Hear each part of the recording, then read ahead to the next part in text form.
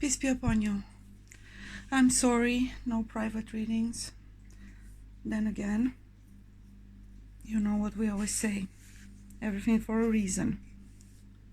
May you be guided towards finding finding guidance within. So, Doreen Virtue, powerful video out. She gathered all the information, and though we may differ in so many regards, I do agree with her that, yeah, we work with demons. Absolutely. Disembodied spirits. They're the ones who can defy their designated roles and tasks. They're not going to be angels. Angels never defy or trespass. So they strictly do what they're told to do, period. So the very definition of falling means not following your predetermined course, not living according to your nature, so on and so forth. So therefore, by very definition, we're working with entities, disembodied spirits, which, yes, they do lie. Yes, they do require payment. Hence why you yourself, not only you're asking for something, and if your heart is corrupt for 1 second, you won't be even able to discern. All the contrary, they will give you rewards, right? If you say exactly what they tell you to say. And it's usually based on the corrupt hearts of those inquiring, right? They will hear exactly what they want to hear. The reader then feels fulfilled because they make the money, right? They receive the praises and so on. They feel powerful, and therefore, inadvertently, they themselves are in quite a bit of a mess. Who's winning? Well, the spirits. They get to work for other people by taking over the host, right? And therefore giving instructions or leading people astray in this manner. So basically, hence why those who go to tarot readers, which by the way, there shouldn't even be such a thing. If you go to a seer, it's a different matter altogether.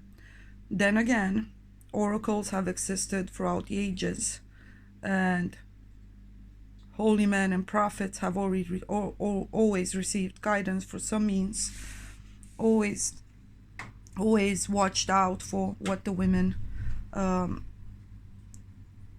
would read within through the omens and so on. So basically, there's always been a mean to communicate with the divine. The issue is what for.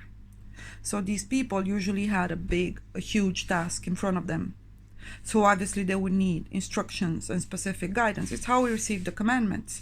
But it's to benefit humanity, not the individual. If anything, the individual was sacrificed. It was a willing conscience sacrifice. They knew what they were going to pay. Hence, the concept of the hag in the forest, right? The witch, or the elderly lady who is ugly, who doesn't have any food, doesn't wash, and so on, right? She's alone, abandoned, childless, right?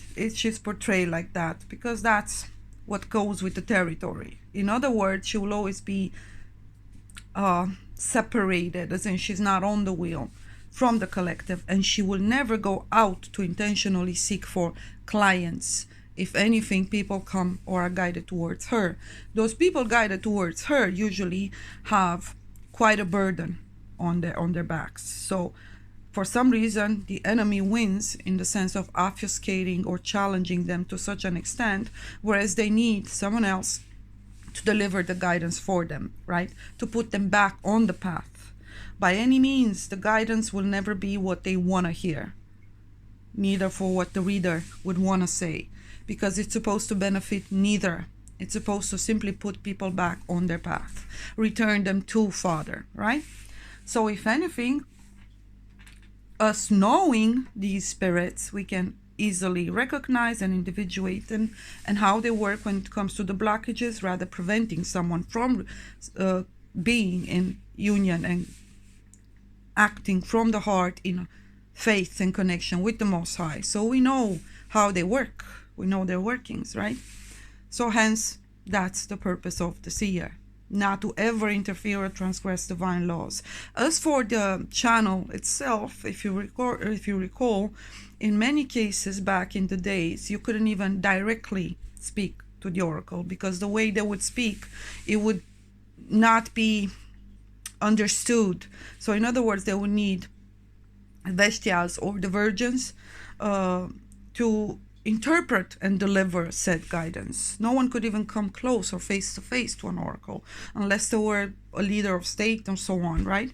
Of a nation and so on and so forth. But even in that case, it would be up to the oracle based on what she would channel. And then for the Veshyas, the loyal servants, maidens who would deliver said guidance, right? So it always needs to be interpreted, because a seer doesn't speak in a manner that would be understood by others. You see, she connects to the world at different spiritual states, whereas it's hard to, especially when there are so many restrictions when it comes to what you're gonna say, it's hard to convey in words in a manner that it may make sense. It will later on, obviously, it will unfold, but as a channel, you may be tempted to actually want to make sense, so the person doesn't, say, what are you even saying, right? So the person doesn't get triggered, so the person gives you praises, so the person is satisfied. But you see, it's about the person's spirit, soul, and its connection to the divine, not about the individual or the persona or whatever person may come to you in whichever quality, right? They may say, hey, I'm a healer, or I'm a carpenter, or you don't address that. You connect to their spirit, you see their spiritual degree, their challenges, what they're currently consumed by, and how they can turn that around, how they can set themselves free and back to God in order to fulfill their task. So the challenges are usually people's refusal to accept their destiny, their nature, and the task at hand. They're hoping for you to tell them that there's something else for them, and you cannot do that either. So in other cases, you're not even, depending on the questions, you're not even allowed to answer. So you're not going to enable certain behaviors, you're not going to feed certain spirits. So when they come to you, they come with these entities attached. So you see their spirit, their shadow, and what's attached to it. So what it's currently affecting them. So see a seer rather, all for the purpose of healing, restoration, but by the grace or with the power that they were granted from above. It's not them who do it. So as for the rewards, never under any circumstance should you ever fear punishment. So you go with it. If they're going to burn you, they're going to burn you. Nor should you ever be enticed by neither praises or any type of rewards. In other words, there's no amount of gold, there's no amount of wealth or riches or that you could ever offer to a genuine seer in order to have them say what you want them to say or what you need them to say. It's never going to happen. That's the seer. Not for $1, not for $1 billion. It's never going to happen. And it's never going to happen under the threat of torment, torture, or it's never going to happen. She cannot do it. In other words, there's a price to pay for whatever each of us is, right? There's a sacrifice involved. It has to be conscious and willing. So no wonder why everybody would be tempted or deceived into refusing to be what they were meant to be, accept their given nature, role, etc., and embrace it and live accordingly. Because it's always going to be described as either limited or raise them above others into, oh, you're chosen, you're special, you're so on. Either way, it's always that challenge. So, in other words, for example, you do not touch the card if you have, for any personal agenda. You do not touch the cards if you've taken specific medicine. You do not touch the card if you consume any type of blood or sacrificial food and so on. You do not touch the cards if you're unclean, whether sexually, whether morally, whether, right? You do not touch the card physically if you've eaten even including you do not touch the cards if you drink alcohol, right? You do not touch the cards without prayer. There are key words and phrases to say both before and after. They are not to be uttered. And you do not touch the cards without divine authority, and that's usually acknowledged by feeling the presence of the counter, the opposite force of the forces that you're working with. In other words, the archangelic forces, you don't call them to work for you by any means, but they will offer protection only if your heart is not corrupt. Otherwise, you're doomed. You're doomed. If for any reason your heart is corrupt while touching these cards, you will not be protected. So in other words, you'll become the demon's bish, literally. And don't ever think you can outsmart them, because they hold the history of humanity. Will they reveal it to us? Of course not. Hence why all lies, all deception contains a seed of truth. Otherwise it cannot hold, right? It cannot take roots. Much like we've built empires on deceit and lies, but ultimately there has to be some truth in there, right? So they will say a truth and then use it for their own advantage. In other words, since they don't have the bodies, they take over us, right? So it's very easy to be taken over. And the battle is real. They will come to you once you've used them. They will come to you and either propose rewards. When that doesn't work, they will torment you. They will give you punishments, have you pay. You always have to pay.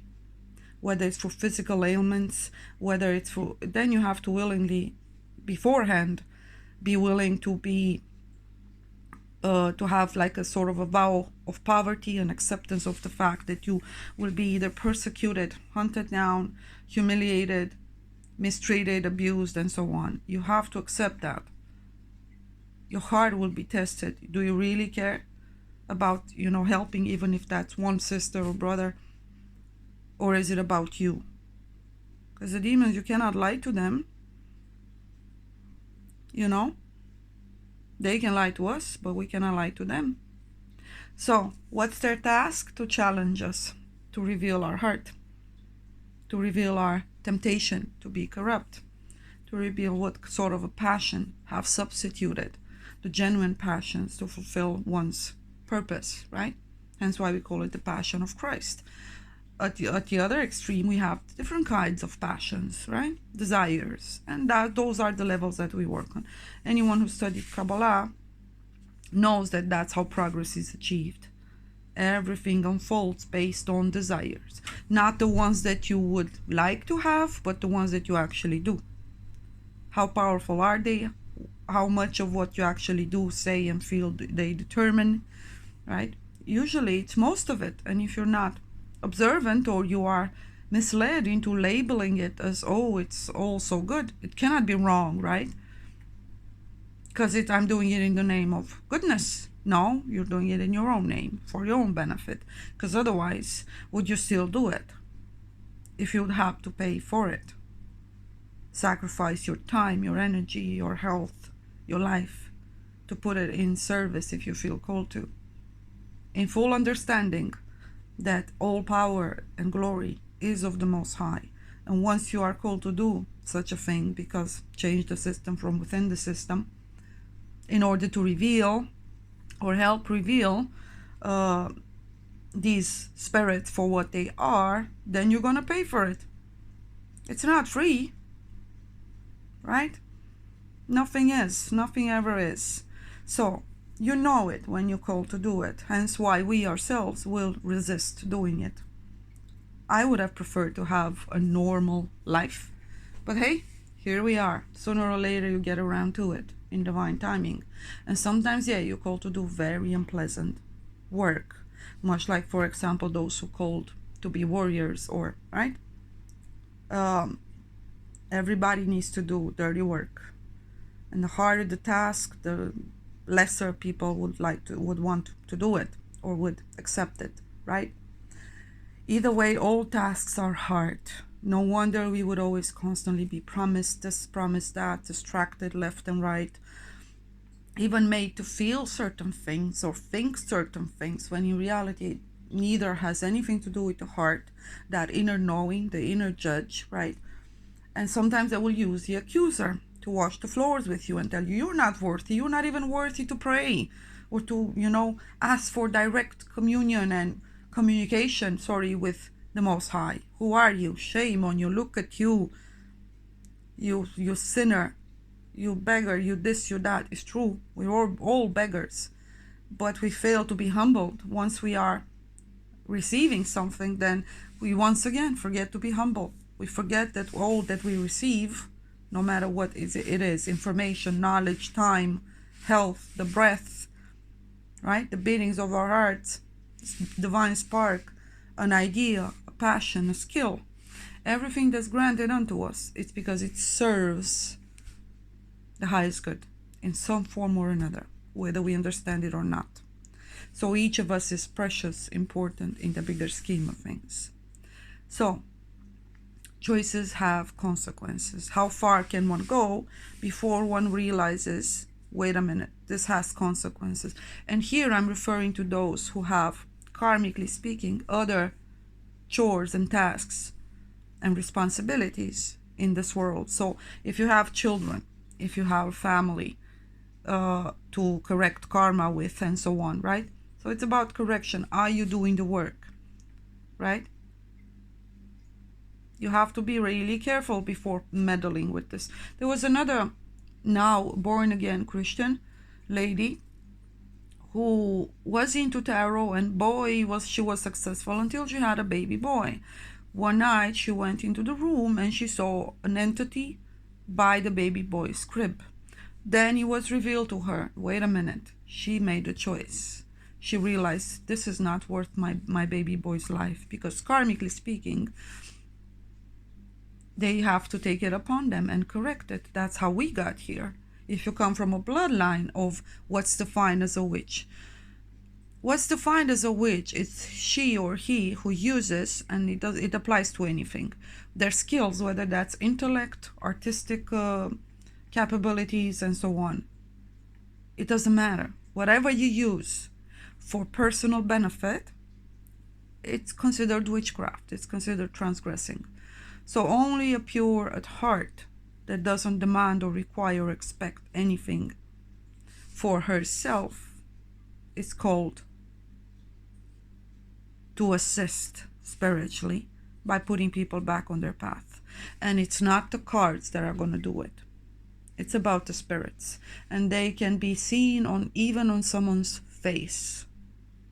It goes beyond how other people read energies, behavior, words, and so on. You get it? As for the cards themselves, they're conceived in such a manner that they can actually channel and contain, much like anything else. It's rather the energy. It's not the cards themselves. Sometimes you may see a card, you may think you know the meaning of it, but in reality it's a different kind of a spirit that's communicating something, that's channeling something regarding a specific person.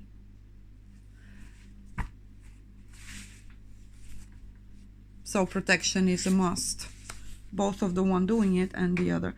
By any means, though, never have I advised anyone to get a reading. What I did advise is to ask questions. By all means, we have, and we should always test the spirits and question ourselves, even our choices, and so on. The whole point is to ask the question so that the answer lying within can be revealed to you. But in case you fail, my task is not to satisfy any self or ego, but rather redirect you back to Father. So it may be traumatic. Hate me if you must. And in other cases, I cannot even reply. You're about to learn on your own. Redemption serves against enemies of religion, governs chastity. Another thing, If you're not chaste, then don't touch them. There's a reason. And the reversal from the Goetia And we're not going to say the name. The Two of Swords, lack of defense or protection. Absolutely inquire, question, find those answers. But never, never consider anyone or anything else to hold the truth or the answers relevant to your life, your journey, and your existence. Because that's only to the Most High, and you need to connect with Him.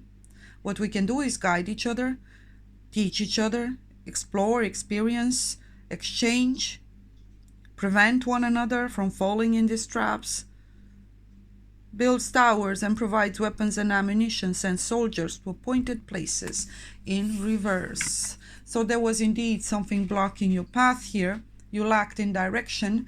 There was a refusal to fulfill one's task. In this case, may be perceived as antagonistic, problematic, challenging, and overall, it's a path and a purpose that doesn't really grant rewards in the worldly sense, riches or wealth, and that's the problem.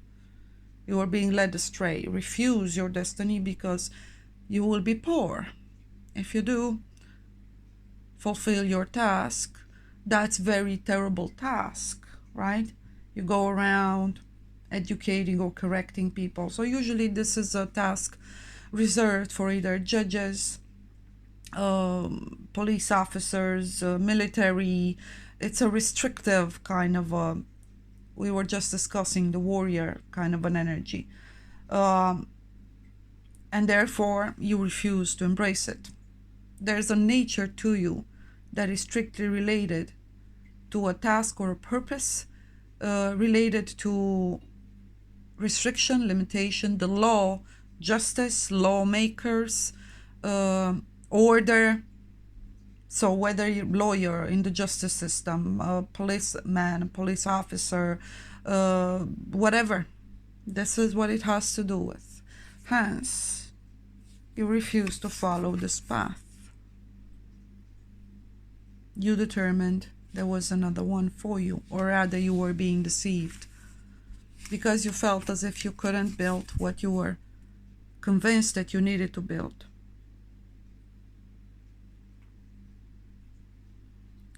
You are to own nothing, but rather use whatever is handed to you.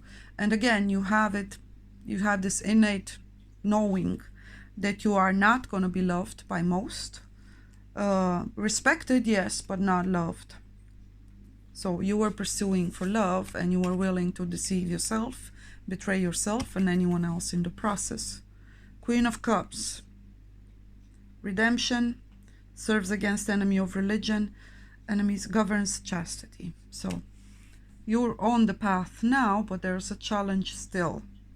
The challenge is, what do you define as self-preservation? Which self are you preserving? False comforts of the plans and pursuits, or current perspectives that have nothing to do with who you are and what you are here to do.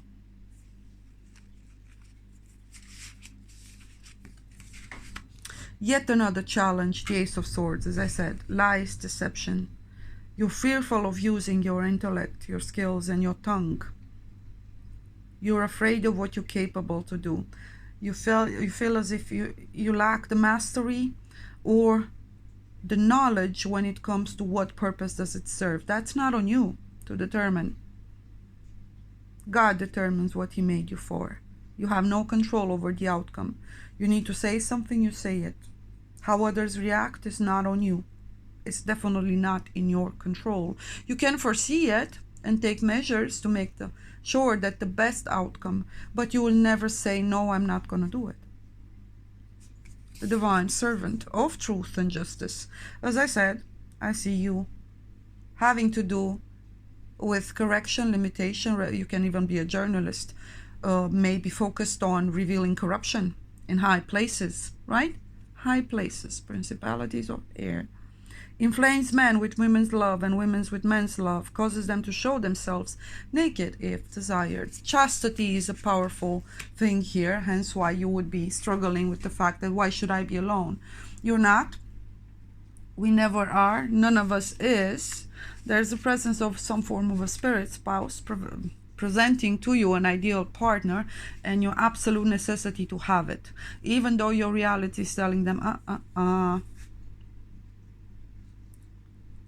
There's an obsessive thought with having a partner rather than fulfilling one's task, offering love.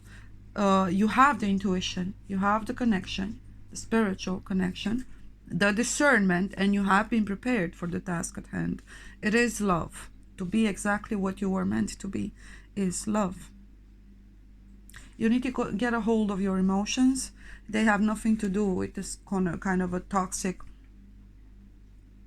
ever-consuming, lustful passion, and that, yes, sometimes may fool you because it may translate as something romantical and so on. They keep giving you versions of reality and life that you should be embracing rather than this. There is a counterpart for you, but it has nothing to do with the path that you were on, the expectations that you were led to have, and so on. Running round in circles. Challenges, blockages, a spirit spouse definitely blocking your way. You need to be chaste. You need it to be chaste in order to be purified in an attempt to free or release you from said spirit. So if you are extremely passionate about someone physically, the two of you were stripped apart for a reason. There was a spirit working through that. So it's basically, we would call it the Gnostics, or spiritually speaking, spiritual progress-wise. From our stance, we would call it the trial of fire, the trial of the passions, right? Now, once that passion settles and you're being freed from it, it's what I currently pray for, to renew the genuine passion, either for out of faith, for the virtues, or for what is fair, or for what justice should be below, as now you see it, and I've always felt it to be above, right? So more alignment below, but if no one does the work, right, you don't sacrifice the truthful, the honest, the humble, the worthy, or the suffering for, or by enabling, whether consciously or otherwise, lies, deceit, or spirits, because you're not to fight with people. That's what you need to leave out here. You've constantly been presented with people, so therefore you're fighting with people. No, you're fighting with spirits. That doesn't absolve you from the consequences, right? It's as if saying a warrior goes to battle in hopes that not a single scratch will be on him. All the contrary, he goes to battle ready to die in the worst possible ways. That's what sets him free, gives him the opportunity to make that choice, fully aware, conscious, and willingly, and stand ready for whatever outcome, including the worst. If it's better, then it's God's will. If not, it's also God's will. So fearlessness. Embrace who you are. One from above. I'll put the link to Doreen Virtue, which, by the way, I'm going to abstain from making any observations. You take it with a pinch of salt, as usual. Things apply subjectively to each of us. Never betray yourself. And understand that she's coming from a stance, whereas she's renewed. She overcame a challenge. So no judgment, please, in the sense of it takes a lot of courage to say, hey, I did this and now I'm not doing it anymore, and here's why. That's powerful, right? So again, changing the system from within the system. Who better than her, who has done it and made millions, and probably still is, because let's not fool each other, right? Those cards are still out there. I understand that again, I'm not going to comment on that, but yeah. So she's, it doesn't matter what you did up until a certain point. Again, I guess it does matter to a certain extent, but if you feel that someone is sincere, right, in their penitence, in their attempt to correct something, or they allow themselves to be corrected, that shows a spiritual degree that is way higher than most of us can actually aspire to. So that's powerful, right? But always seek for an agenda, always follow the money, always, right? Question and test all spirits. But if you resonate with any truth said, that at least she's presenting a different perspective, Five of Swords. And who better than someone who, again, has practiced it? Even though she comes from a completely, entirely different perspective altogether, and different school, if you want to, of thought, or of spiritual school, if you want to. Still, very powerful revelation. It's very important that you are at least able, without being triggered, to hear that information out. If you're not, then you have a problem. You're in a bit of a problem there. So it's not about no one challenging you or you not challenging anyone. It's seeing the purpose of the challenge. What can you conquer? What's expanding? What's being freed? What's being revealed? Desire to know, the acquisition of wisdom. Five of Swords. Yes, but why? What do you intend to do with it? This is what the spirits play on, always. Many blessings. May you be healed, sealed, guided, and protected on your path. I'm sorry, the stomach virus is really messing me up so bad. And I'm going to have to go on some IVs if I'm going to continue to be around. Lighthearted, carefree time. Take it easy. And since the cup is here, you have a lot. Your cup is spilling over. Stop taking in, but rather learn to channel it out. No fear. Don't fear. Use your intuition to make the beneficial changes. Pour it out. Pour it out, or it will turn against you. The sense of, I don't have enough, I need to know more. Bull. Don't fall for it. What if I do? What if I have too much? I love you, brothers and sisters. Hineni, aneni, I say, I'm ready. Send me. Father, my Lord, however you may call the Creator, it doesn't matter. Act from the heart, from the center. Straight channel, vertical channel, right? The unicorn is representative also of obviously the third eye and so on. But since it has the horn, and usually in order to use it, it goes on vertical, right? So the channel is manifestation from above, directional wise. So move